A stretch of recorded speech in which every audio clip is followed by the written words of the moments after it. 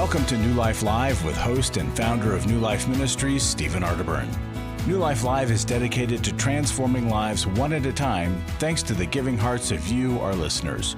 Our goal is to provide you with wisdom from God's Word to give you hope and help in life's hardest places. If you have a question you'd like to ask today, our phone lines are open. Call 1-800-229-3000. That number again is 1-800-229-3000. Now here's Steve. Hi, Larry Sonnenburg sitting in for Steve Arterburn today, and I'm blessed to be here with Dr. Alice. Hello. The one and only. Gentlemen, hi. And with Chris. Yes, you Chris drew Williams. the short straw today, right? I'm not going to touch that one. That's a yes. You know, we were talking just before coming on the air, the whys in life. I taught my kids a long time ago that why is not always the right question with certain things in life. You know, why did Grandpa die so young? We're never going to know how to answer those things. But there are things that we need to investigate. And like, why are we doing what we're doing? Why are we agreeing with ourselves to live in the mess we're in and not figuring it out?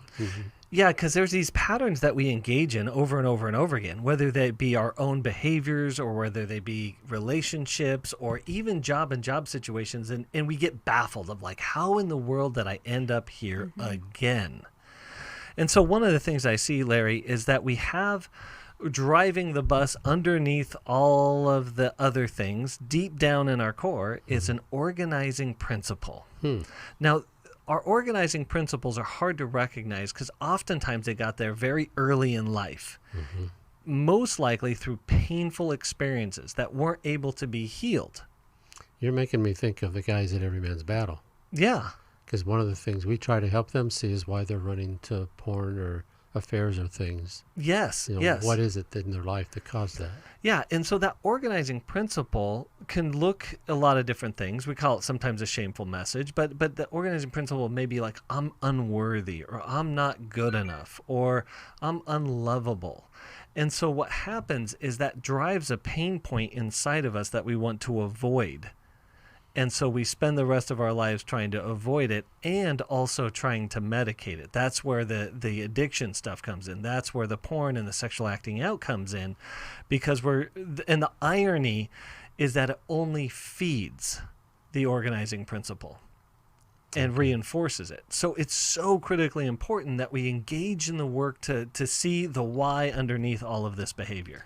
And even if our addictive behavior is less obvious, most of us are trying to ease our discomfort with the things that we do on a daily basis. So we're more comfortable in the present, but it prolongs the growth process that leads to true joy. And that's what God's sanctification is all about. It's facing the pain and entering it in the right way so that it actually diminishes, resolves, and then becomes a blessing in our life. Yeah. And I think when we pay attention to it, we realize eventually what we need. And fulfilling those needs is what's really important. And so one way that looks is comparing this.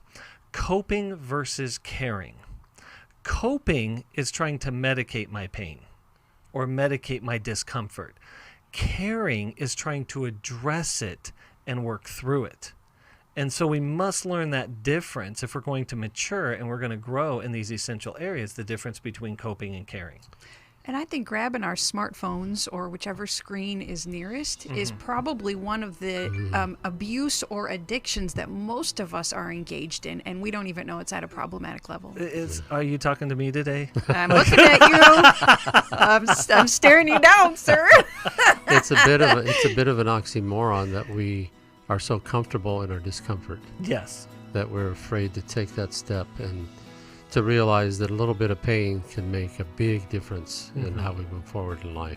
And we need a guide. We need someone to help us get there. And so this is where we come in. This is where New Life is uniquely positioned by God to help you get down to your organizing principle and begin to care for it and find your way beyond it and just coping with it and staying stuck in it. So if you want to talk about the why and wondering why you're doing some things, give us a call. 229-3000. It's an 800 number. Give us a call. We'll be right back. I came into this thinking that my husband was the cause of many of our issues. The New Life Intimacy and Marriage Workshop is coming to Dallas, Texas, October 15th to the 17th. But after learning about our attachment styles, I understood how our past hurts were playing into our present problems. Join Steve Arterburn. It's been a dream of mine for a long time to help people to grow more intimately together, and we believe that everybody has room to grow in the intimacy level of their life. And Mylan and Kay Yurkovich. We help couples understand how their attachment style is sabotaging their current relationship. And then we teach them how to create comfort in a relationship. And New Life's group counselors will help you focus on the area that will benefit your marriage most. To register or to find out more, call 1-800-NEW-LIFE. Here at this workshop, we had our first ever conversation without yelling, blaming, and accusing. 1-800-NEW-LIFE.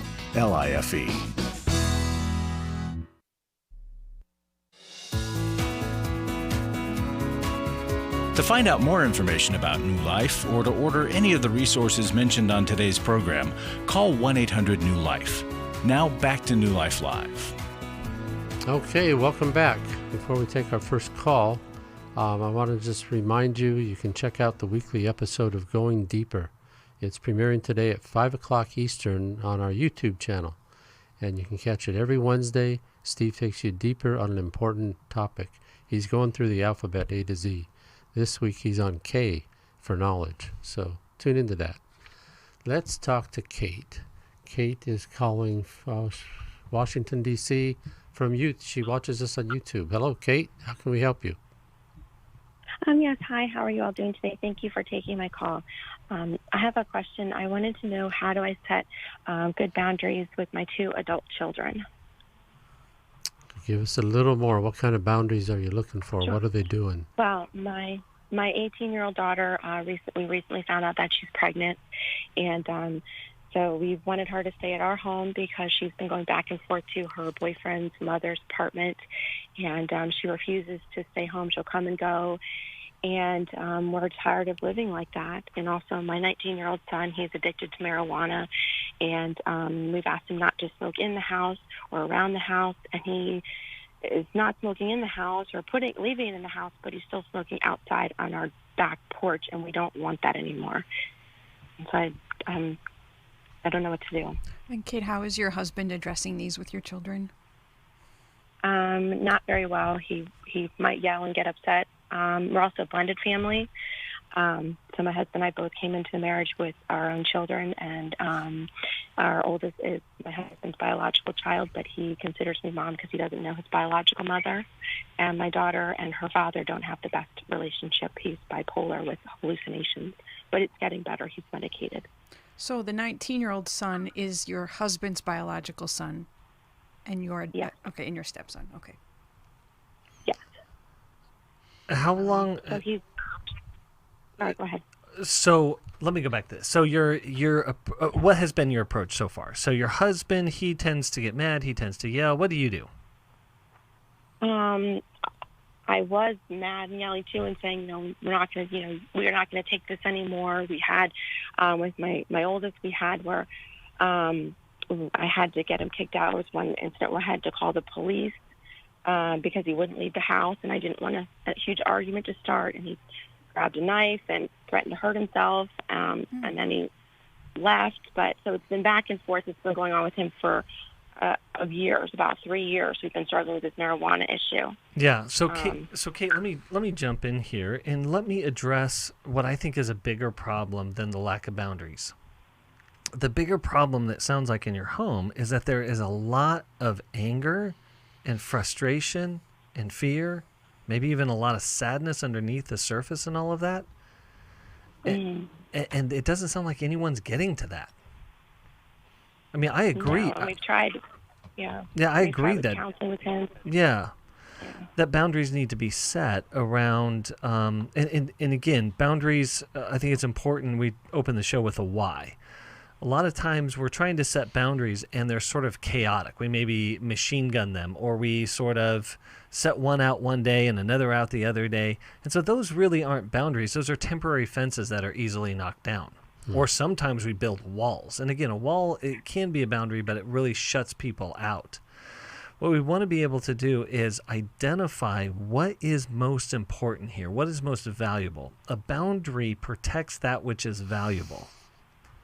You know, a boundary doesn't necessarily say, oh, I just don't like this. It could be that, but really what it is about a value. Now, again, I think that you're going to be in for a long road here because we're looking at a 19-year-old whose biological mom abandoned him. Yeah. We're looking at an 18-year-old who has a father who is incredibly chaotic. Those are serious, serious woundings. And most likely they're behaving in unhealthy, very unhealthy ways out of those places. And so, of course, there's two approaches we want to take here. We want to set boundaries around that which is unhealthy. But in love, we also want to keep going after what's underneath the surface. And you mentioned that your older, or that your son, you got counseling for him? Right. But he's been kind of sporadic in going and wanting to go. That was one of the stipulations that my husband set of him staying in the house. My daughter was in counseling, but she refused to go towards the end, so they discharged her. I'm gonna make a different suggestion for counseling. I would suggest that you go in as a family, that you do family counseling, everyone in the room together. And if the children won't attend, if they refuse to attend, you and your husband go. And you go for as long as is necessary to be able to increase the warmth in the home as much as it has to do with you, and to manage and resolve and use the anger in a holy way rather than in an attacking way. And as you and your husband do the work on yourselves, it changes the dynamics of the home. Boundaries don't tend to work well when there's a lack of sufficient warmth. Your anger and your fear for your children, you couldn't feel any other way given what's going on in your son's threatened self-harm.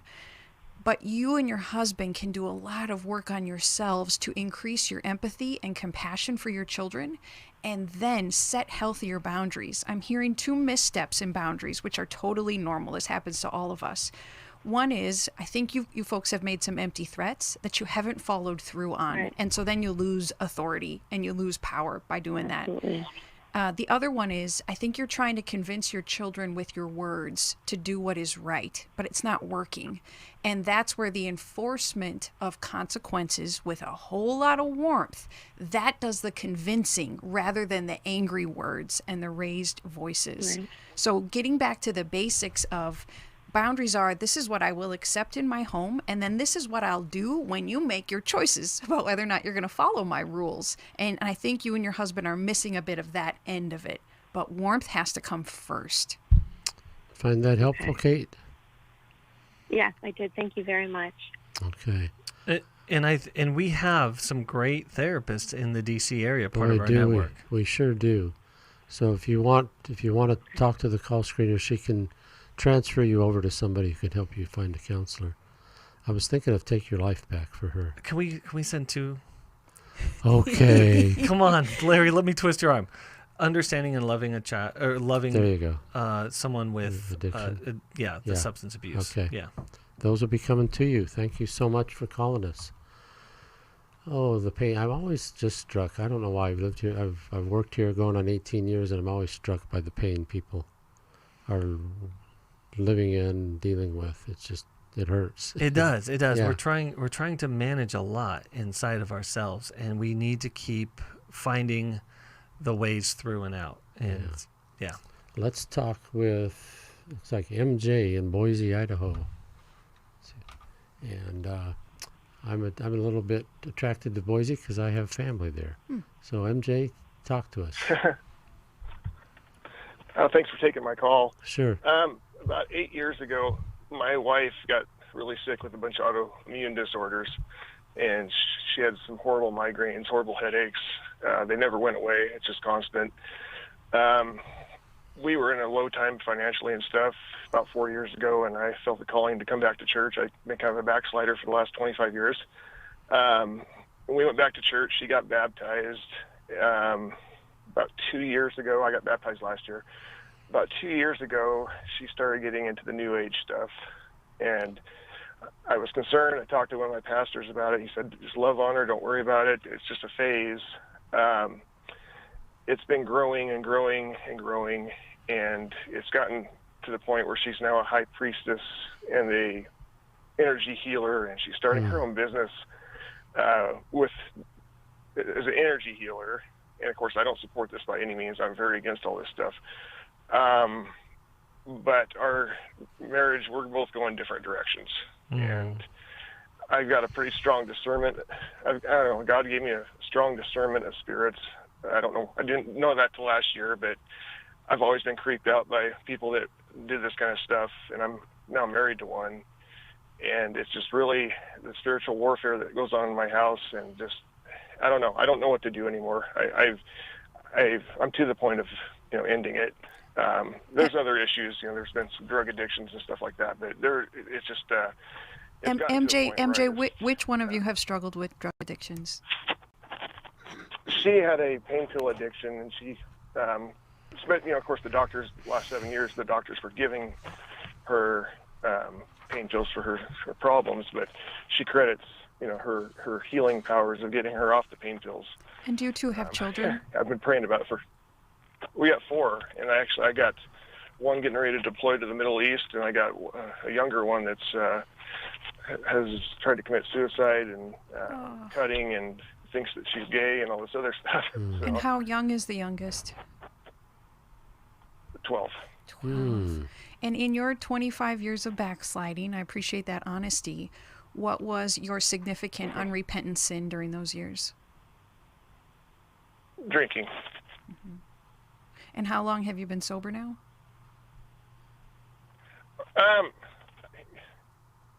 It wasn't like a constant, well, at times it was constant. It was just, I don't know. I have an occasional beer with a friend of mine. I don't drink. I will not have more than one beer, and that's very rare. So, a couple times a year maybe. And tell us what's I've been sober for 3 or 4 years. Okay. And what's the structured help that you and or your wife have gotten for what you're dealing with now, in addition to the support from the pastor or asking the pastor for advice? Nothing. I mean, if she wants to go to, if she went to marriage counseling, it'd have to be to one of her kind. And of course, if I go, I want to go to a Christian one. So, but that's out of the question now. That's not even talked about. Does she want to divorce you? I don't know, because she tried to start this business all of a sudden, and I don't know. She knew that I was not going to support it, and it was going to cause a big rift in the household. I'm assuming that maybe since I'm not willing to accept or support what she's doing, I'm assuming that maybe that's the direction it's going. And what's your question for us with some real concerning things going on? How can we help you today? I just need a direction. It seems like the people in this valley the pastors and stuff, they don't want to touch, they don't want to touch this. Or maybe they just don't have answers for this. Yeah, they don't know what to do. I feel like they don't. And it's like, I feel like it's hurting me spiritually, just because of the spiritual warfare and a lot of the stuff that goes on in the house. But I don't want to hurt the kids, but it's kind of like, Okay, we get the picture. So the hard thing here, MJ, is that you're right. You can't control your wife. You can't control her thoughts, her feelings, her opinions, and then ultimately what she does. And so I do want to give you a direction here today, and it's going to be a little different direction, and that is you have a girl in your home who is suffering deeply, and she needs some serious attention here, some loving care and guidance. Because when we're talking about a person that is self-harming, that has suicidal ideation, that speaks to the level of chaos and confusion and pain that she's dealing with on the inside.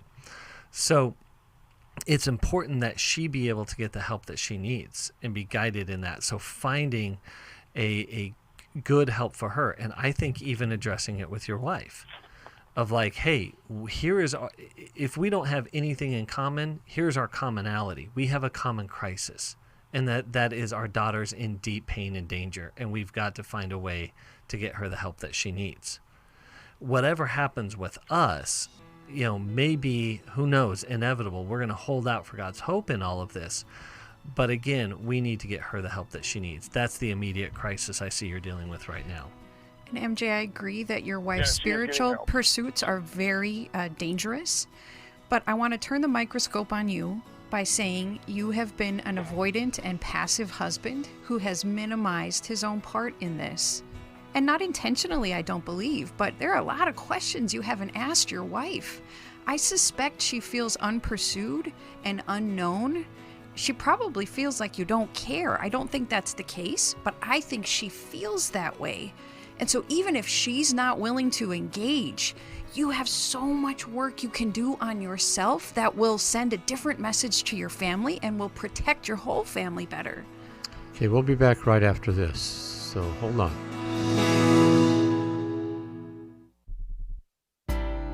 It had become very apparent that some of the things I was involved with were taking over my life. In today's world, men are barraged with inappropriate content and images all day, every day.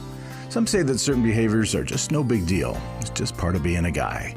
But it's simply not true. It's a battleground for every man, and the opportunities to fail are everywhere. New Life's Every Man's Battle Workshop can help. After 7 years, he just one weekend, a completely changed man. For over 20 years, New Life Ministries has been helping men regain their integrity and purity through their one-of-a-kind Every Man's Battle Workshop. He said, I think this is something that every man should go to. Married, dating, it was definitely life-changing. Now the workshop is coming to Houston, September 10th through the 12th. Don't wait for him to call. To find out more, call 1-800-NEW-LIFE or go to newlife.com. 1-800-NEW-LIFE.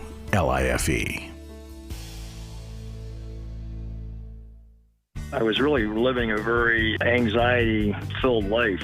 I did go to Take Your Life Back. That's why I continue to support the ministry with the hope that not only am I helping my own situation, that I'm helping others as well. You can help New Life Live stay on the air by joining Club New Life today. When you sign up to support us monthly through Club New Life, we'll send you the New Life member thank you gift of the New Life Journal, 100 Days of Peace, 7 Ways to Choose Healing, Growth Has No Boundaries, a Restoration Bible, and a New Life grocery tote to hold it all. Plus, there are ongoing benefits, like access to the Club New Life video library, the monthly Club New Life CD or download, quarterly resources, free shipping on purchased resources, and discounts on workshops. Call 1-800-NEW-LIFE. That's 1-800-639-5433. Support Club New Life, and together we can help hurting people find help and hope in life's hardest places. Call 1-800-639-5433 to join Club New Life today.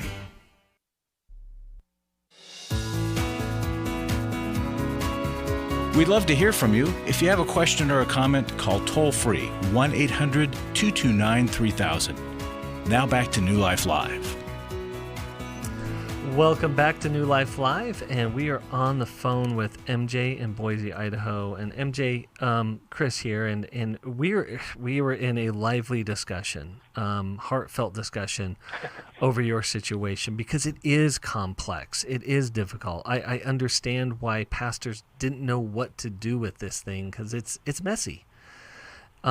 But here is where we want to start. We want to be able to restore safety as much as humanly possible in the home so that the kids are able to express their own experiences, their own struggles and difficulties, as well as experience love in the midst of it all. And so your opportunity, though it may seem limited, is to go into, I think, with your daughter and start doing family work. If your wife would be a part of it, that'd be great. I don't hold out great hope for that, but if she would, that would be fantastic. And 3 other children. Yeah, and absolutely. You may have to compromise on a non-Christian therapist and a non-New Age therapist so that you and your wife are hopefully able to meet on neutral ground. You just need a good therapist. Yeah. And I don't think it's time for you to pursue divorce, MJ, because there are a lot of other biblical principles about sin in our household that you haven't yet followed, which is your own work and then having some of these conversations and asking some of these questions of your wife. You got to do that groundwork before you decide if the marriage has ended or not. Thank you so much. My daughter is in counseling right now. Oh, good. That's fantastic. She goes twice a week. That was the first thing that happened. I'm not a fan of the counselor because she's very, kind of the same as my wife, very new age, but she is good with the kids. We have had many conversations. We had a big one last week, 2 weeks ago, where my wife started telling me that white Christians are the problem with society, and So let me jump in just really quickly here. Okay, there's a lot of things that are out of control, but you'll see throughout the biblical narrative that God uses very unlikely and very strange people and places, and even a donkey to proclaim His truth. Yep.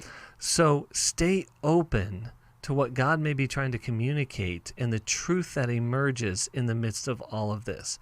And again, obviously, hold tightly onto your faith as you trust in the love of Christ to guide you through this. But preach by actions, not by words. This is not a time to argue about Christianity. It's a time to show Christianity, because you're going to humble down and you're going to do your work and figure out your part in this marriage. You can do this, MJ. What kind of book are you guys recommending? How about Healing is a Choice? I was, okay. We're on the same wavelength. Healing is a Choice coming to you.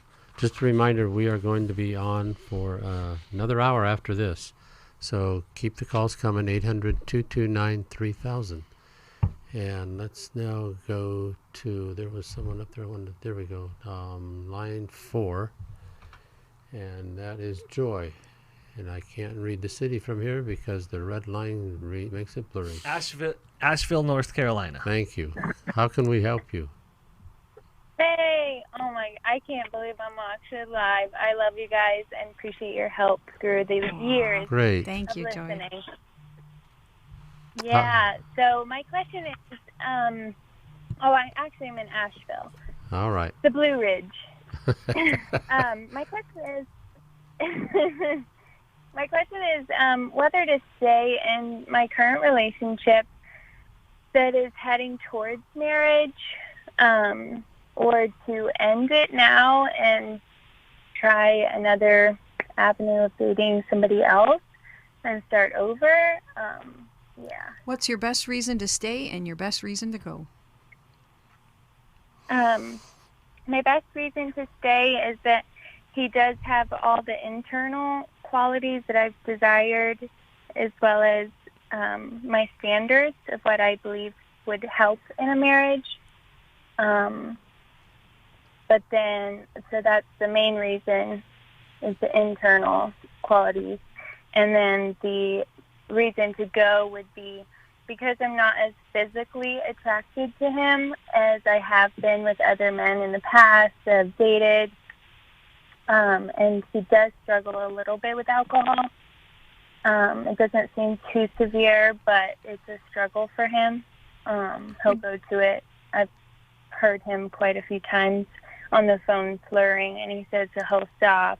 But it's a bit of a pattern that I'm noticing. I wonder why you're minimizing his drinking. I think because he minimizes it so much. Sure. Like it's something he gives over to the Lord, and it's something he can stop, and he's not. And Joy, who is, in your family of origin also drank? My mom. Excessively alcoholic? How bad was it? She's in denial. I would consider her borderline alcoholic, or on the spectrum, less severe, but it's still something she just got a DUI for, and she still says that it's not a problem for her. That's not mild, by the way. That's a feedback mechanism that says even legal troubles are not a wake-up call. That's on the severe side. Yeah. Well, Joy, we're gonna have more for you right after this break. You're listening to New Life Live. Okay. Give us a call, 800-229-3000, and make a gift to New Life. When you do, we'll give you a book called Understanding and Loving Your Child with ADHD. We'll talk about that later too. So we'll be back right after this.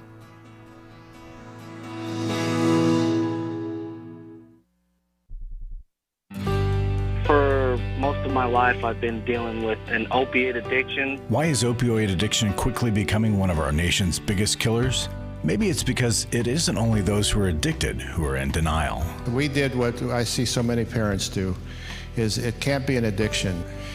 There's something medically wrong. It's impossible to solve a problem when you don't know what you're up against, and families will try to find any explanation except the one that will put them on the right path. Alcoholism and drug addiction is a family disease. It doesn't affect just the individual. If someone you love is abusing painkillers, know what you're up against. It's time to admit its addiction and seek treatment. Call us today at 1-800-NEW-LIFE. We have partner treatment centers around the country. Call 1-800-639-5433 or visit us online at newlife.com. We just made a decision. We will do whatever it takes. 1-800-NEW-LIFE.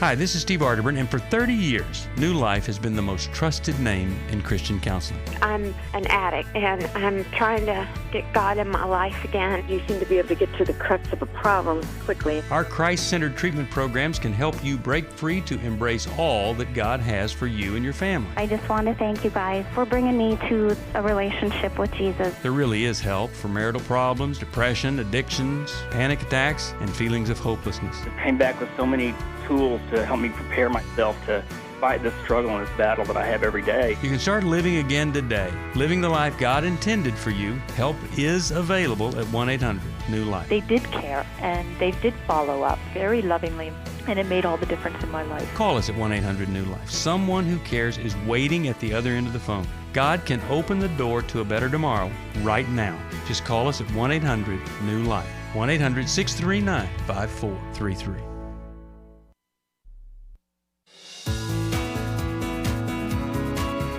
We're glad you joined us for New Life Live. To be a part of the program, call 1-800-229-3000. Now back to New Life Live.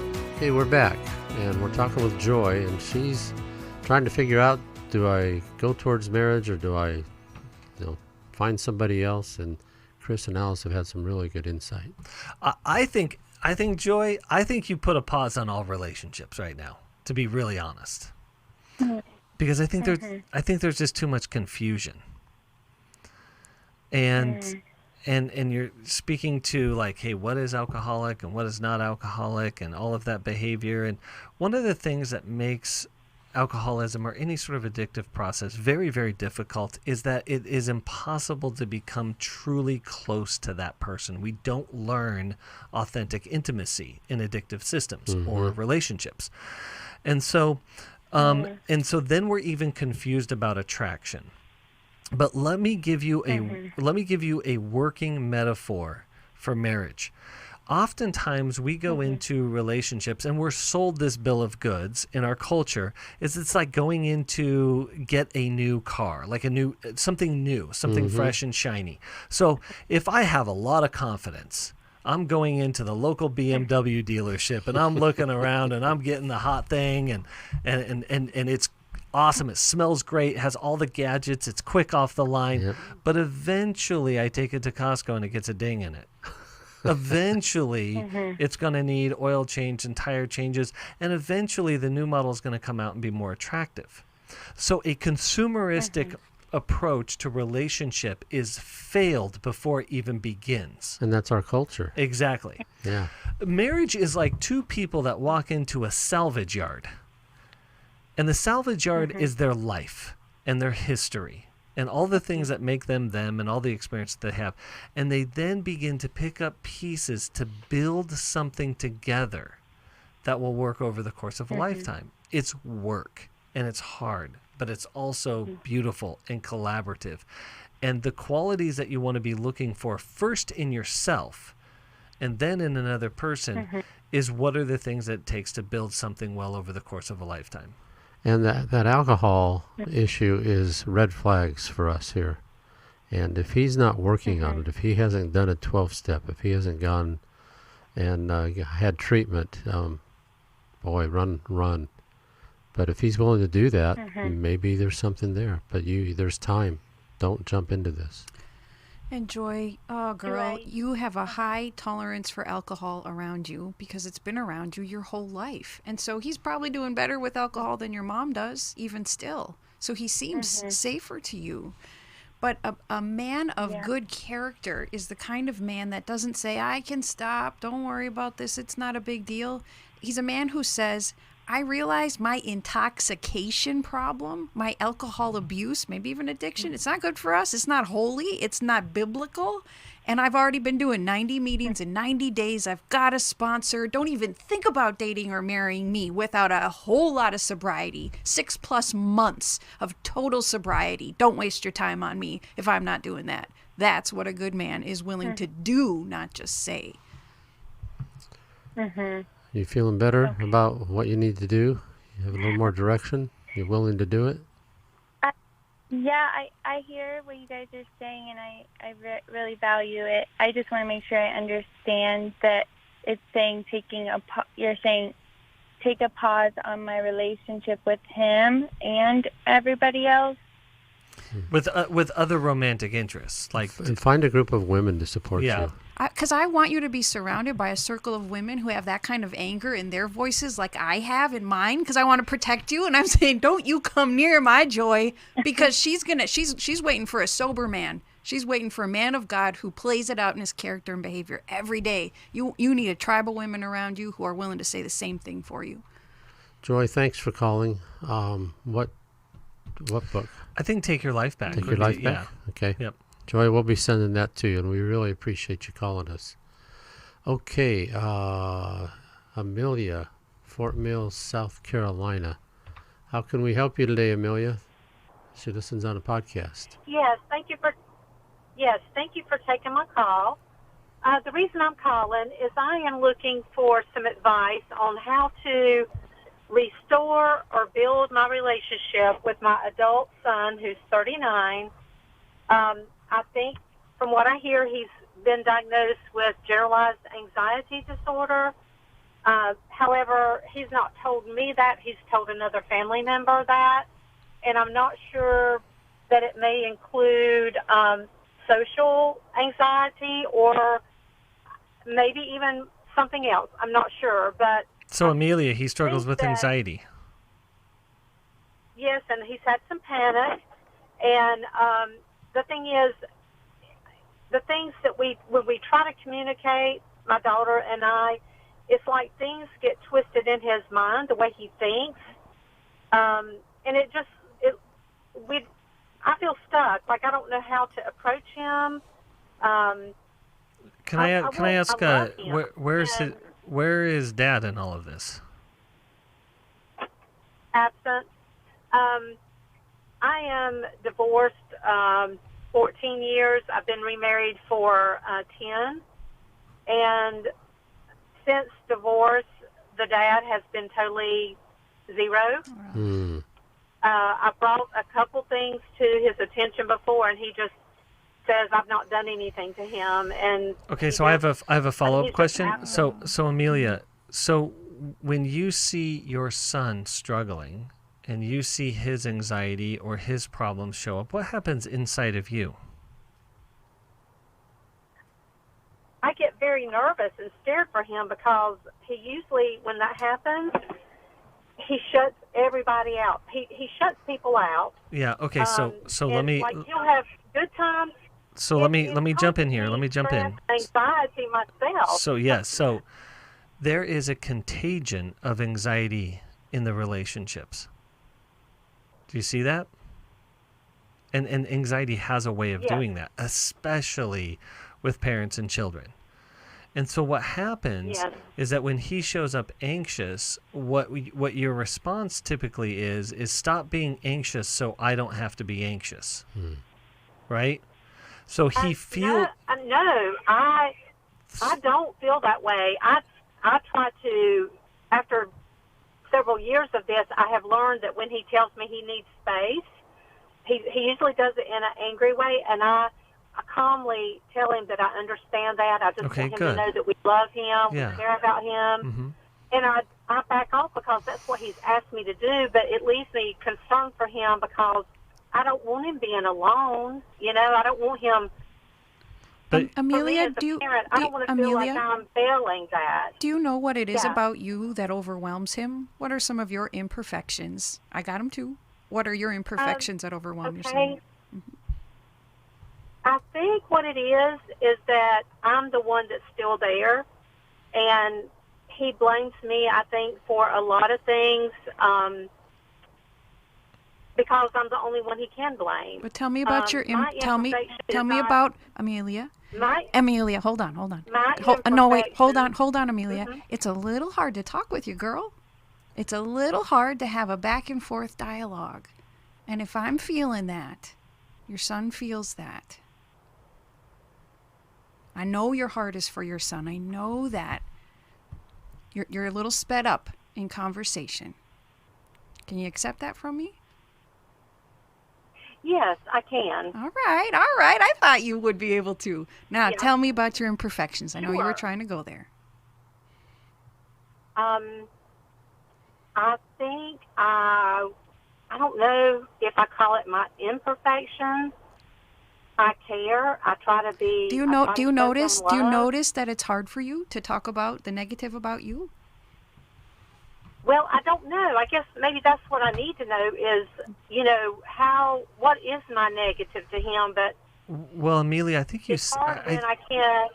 I think you said it well. I really want to know. Yeah, absolutely. I think you said it well because I think there is a starting point that we can reverse engineer to figure out what it is. And you said in the midst of all of this that you don't want to fail as a mom.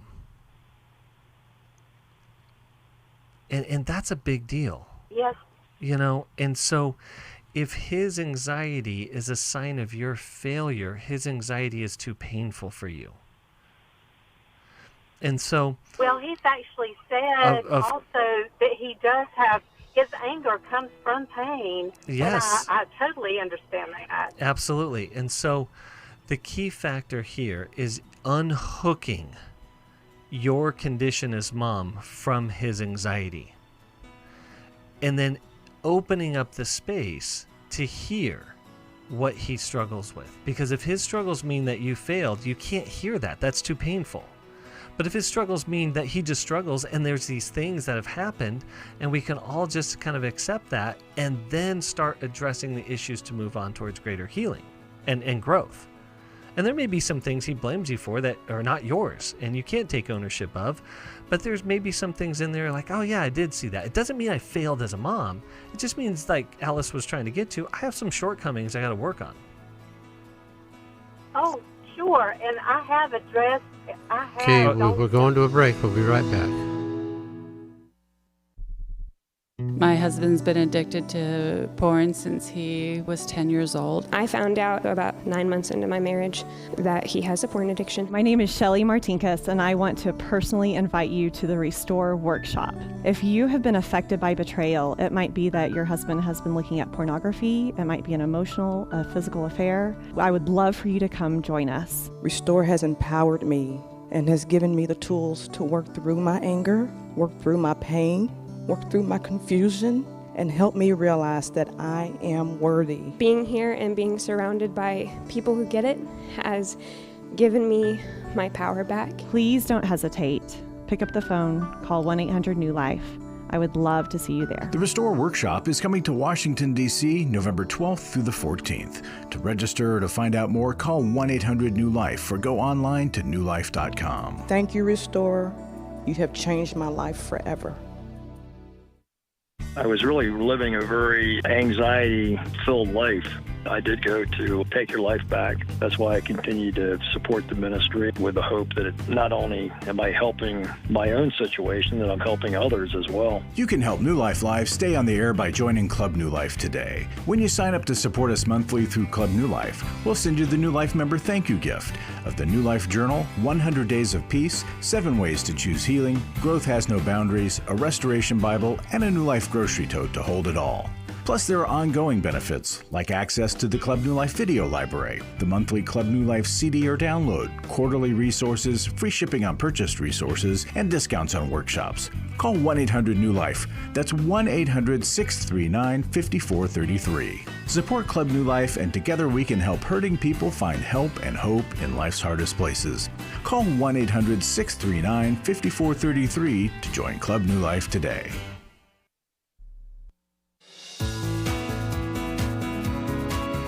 To find out more information about New Life or to order any of the resources mentioned on today's program, call 1-800-NEW-LIFE. Now back to New Life Live. Okay, we're back. Before we go back to Joy, Amelia. Yeah, Amelia, I'm sorry. I just want to remind you that we're here another hour, and if you're looking for the whys in your life, if you're struggling with fear, anxiety, grief, whatever it is, relationships, give us a call. We want to talk to you. And Alice and Chris each have a thought for you, Amelia. Amelia, I want to share a confession with you, which is not always easy to do. I am an anxious mom. I'm a high-performing mom who can put tasks and completion over love.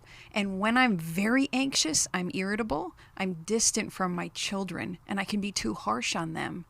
I am an imperfect mother, and when I'm in those anxious modes, it's hard for my children to come to me and bring their heart because I'm too hurried and I'm too upset. Yeah, when we're dealing with our children who are 39, our adult parenting, adult children is really challenging and difficult. It's a much, much, much different dynamic. And I do think that we need to respect the autonomy. But I also think that it starts here. When my child or when my son or daughter does this, what happens inside of me? Because it points to what I have to work on and what I need to do. And the other aspect of that is, why are my children avoiding me? And it could be a lot of different reasons. But I find that, Amelia, with you, one of the things is that you want to increase your capacity to listen and listen without fixing.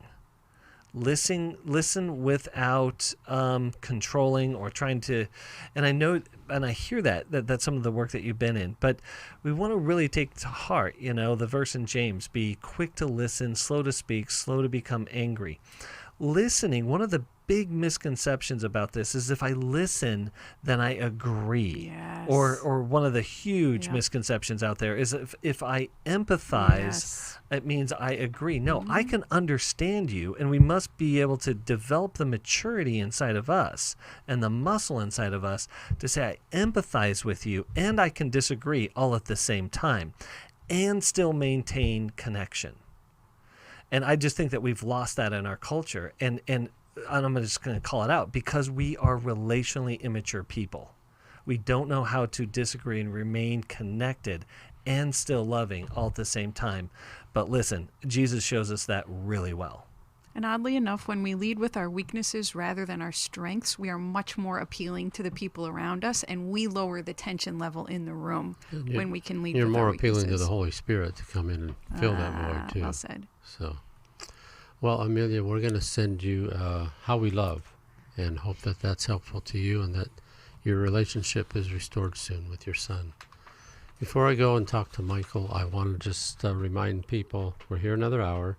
If you make a gift to New Life, we'll send you this book, Understanding and Loving Your Child with ADHD. A lot of kids get labels these days for a lot of different things. And don't think that if your kid has one of those labels like ADHD that he can't live a normal, positive, successful life. This book will help you see that. And Larry, if I can say something, because you mentioned something about a label, whether it be any of the things that we talk about, addiction, depression, anxiety, bipolar, whatever it may be, those aren't identifying labels. Those don't define a person's identity. Those explain a set of problems a person is struggling with. That's it. And so we must be able to put those back in the right categories. And so these are things like ADHD is a tool for helping and healing, not a weaponizing against someone's character. And we must put those back in their in the right categories. And you got me in trouble the other day because you were talking to the women out in the office on your way out. We were talking about you were talking about ADHD. and you were describing things, and it was me. He was describing Larry. Yeah, and Rhonda came home and told me about that. And you'll just remind her that Chris said to use it as a tool and not a weapon. Okay. Rhonda. Don't use it against me. Use it with me. Michael, I'm going to ask you to hold over the next program. I hope you'll do that. We don't want to cut you short. We have a few things we want to talk about here right now. One is workshops. We've got a workshop. Next live workshop coming up is Every Man's Battle. And I want to remind folks, when you sign up for workshops, these live workshops, we have early bird discounts. And 2 weeks before the workshop, that early bird ends. This Friday is the last day for an early bird sign up, which means you get $200 off your registration. Wow. And it helps us to know how to staff when we know how many people are coming. And it could be the case if you wait to the very end and you try to sign up and we don't have enough counselors to man things, or the room's not big enough, or whatever, you might not get in. So we don't ever want that to happen, but I want to encourage you to sign up early. So guys, Every Man's Battle, sign up now. Before Friday, you'll get $200 off. And I want to entice you with this. This is from an earlier workshop. Brian was his name, and he said, Every Man's Battle opened my eyes to how deep this goes into my being, into my soul. It has also opened my eyes to hope. Hope that I can become a man of integrity and help to heal the many wounds I've caused my wife. My vision is to be a husband who guards, strengthens, and loves the heart of my wife, and to be a father that prepares my children for their own upcoming battles. Eventually, I pray God will use me and to help others who battle this issue. So that's what happens when you go to Every Man's Battle. It changes you. We see the Holy Spirit do a work. You're not going to walk out of there fixed and everything's done. You're going to walk out of there prepared, supported, understanding, and knowing what you got to do to make it better. Yeah. I often refer to it as a doorway. We've been living in a really, really painful, ugly, harmful space. Yeah. And Every Man's Battle provides you the doorway out. Now, you still have to live in the new space, right? And that takes a lot of work and a lot of time. But we need the doorway. Guys, if you need a doorway to a new space, please check it out. And not just check it out, engage with it, go through the door. We have a conference coming up. It's called the Repurposed Life. It's our life recovery conference this year. It's going to be in Sioux Falls, South Dakota, in person. It's a new and different venue for us. It's going to be at a church there. And we're looking, Chris is going to be there. Steve's going to be there. Oh, I got some things planned. You're armed and loaded? So, yeah, Becky and I were on the phone yesterday. We're not just planning some good talks. We're planning some transformative experiences for people. Okay. Well, come to Sioux Falls. If Chris gets his way, he'll do fly fishing before. Yes. We also have a new workshop coming. It's going to be online. It's Fearless Parenting, Preparing for the Teen Years. So if you're a parent, whether it's a blended family, a single mom, a mom and dad solid marriage family, whoever you are, we can help you with that. We're going to have some really good speakers at that. Jim Burns will be speaking from Homeward Ministry along with Steve. Alice. Alice is Folks, if you have concerns about your children's smartphones and their digital behavior and what to do, do we limit, do we enable, do we take our hands off? We will help you with that. We're going to give you so many practical, research-based, biblically-based steps to take to help your kids. And Jackie McHarris, that's the other female that will be speaking. We have a Restore workshop in person, Washington, D.C., November 12th to 14th. And we have an Intimacy and Marriage workshop in Dallas, October 15 to 17. Same thing there for the early bird signups. So look at those. You can get early bird right now. Thank you for listening. Psalm 1 tells us what not to do if you read the first few verses in order to be blessed, and then it tells us the things we need to do. Take a look at that. We're trying to help you with that, and we love you, and we hope you'll call us for the next couple hours. 800-229-3000. Thanks for listening. We hope this program has helped you by giving you insights for handling the challenges you face in your life. We want you to know that we're here for you. But you also need to know that New Life Live is a listener-supported ministry. To make your donation or to get any of the resources mentioned on today's program, call 1-800-NEW-LIFE. That's 1-800-639-5433, or write to us at New Life Ministries, P.O. Box 1029, Lake Forest, California, 92609. Please join us again tomorrow for New Life Live. Hi, thank you for watching New Life Live. You know, New Life Live is a Christian counseling program where we deal with the hard questions about life, relationships, kids, free choice, freedom of will, whatever. It's all right there on New Life Live every day, every weekday, 1 p.m. Eastern, 10 a.m. Pacific. If you want to call into the live broadcast, you can find the schedule on newlife.com or click the social media link right below. You can see every episode of New Life Live on the New Life YouTube channel. Watch it with a friend, watch it later. Be sure to subscribe and hit that bell so you'll never miss another episode. So if you want to listen on the go, download the app. The link is right below. And I hope if you need some information, if you want to get some help, you'll call us at 1-800-NEW-LIFE. And I'll see you next time.